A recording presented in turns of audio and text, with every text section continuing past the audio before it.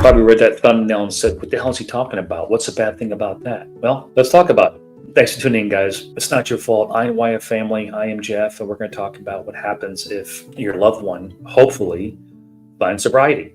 What do we do? Well, Jeff, that's great. What do we do? Do nothing, right? Yeah, do something, right? When your loved one finds sobriety, hopefully, how does that change or affect your life? Well, hopefully, it'll help relieve some of your stress, your angst, your anxiety. Maybe it might make you feel a bit more relaxed, not be so tense all the time, allow you to take a deep breath. But I caution you, I caution you, I caution you, I caution you. Part of recovery, unfortunately, in many cases, is relapse. Relapse is something that affects virtually all addicts who get sober. The chances of them, and again, statistically speaking, I'm not saying in every case, the chances of your loved one quitting drugs or alcohol first time and taking less than 15%. Horrible odds. But if they quit a second time and enter sobriety or try and get sober a second time, it goes all the way up to 47%. Okay, almost half. You see how it can gradually build up with practice. So what happens if your loved one finds sobriety? What do? Well, you got to keep on doing what you're doing. You've got to keep on going to your meetings. You've got to keep on seeking your serenity. Their sobriety, hear me out. Just calm down. Their sobriety has nothing to do with your serenity. Nothing. Them using or not using, drinking or not drinking should not affect your serenity whatsoever. Your serenity is your responsibility, not theirs. They have no effect or should have no effect on how you seek your peace. That's easier said than done, Jeff. Yeah, I know. Listen, as soon as they get sober, the first thing you want to do is do handstands and, good. Now I got my Monday my Monday evenings are free because I don't have to go to meetings anymore. You got to keep on going to your meetings. You got to remember this recovery process, this 12-step program is not applicable just to your situation dealing with your loved one's addiction. It's applicable to all aspects of your life, all aspects. But there's a very good chance that your loved one may go back out again. And if they do, what are you going to go dust off your book and try and find the next available meeting and see if your old friends are still around? You got to stay on your beam. They have to keep on going to their meetings and practicing their steps in order to stay sober. You, my friends, have to keep on working your steps, going to your meetings, and keeping yourself on the beam, because otherwise you're going to lose your serenity. You don't have the get out of jail free card as soon as they become sober to go ahead and say, oh, good, I'm good to go now.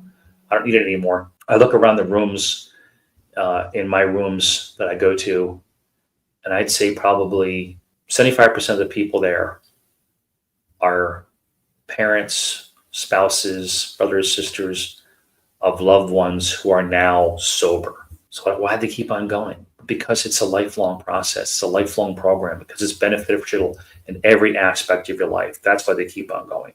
So if your loved one gets sober, hopefully, and I'm sure it'll happen with enough prayer and meditation and enough bravery by your loved one, they'll get sober. And if that's the case, when they get sober and they get clean, the then what is, you can breathe for about 10 seconds, but get back on your program, because it never was about them anyway. It was about you. Okay. The whole idea wasn't to go to meetings, work your program, work your steps to fix them. Remember, it was to fix you. So by all means, let it fix you. These are the things we have to keep in mind, guys. Their sobriety seeking, their search for sobriety has no bearing at all whatsoever on your seeking of serenity. None. Once you get serenity, is it there forever? No, you gotta work at it. You can drop it. You can lose it.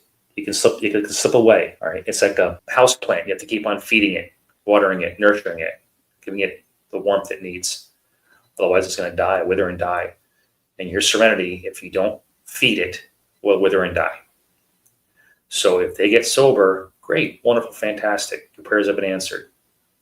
Keep on going to your program. Keep on doing what you had to do. Keep on doing the things you were doing before, because their sobriety has nothing to do with your serenity, and vice versa. Trust me.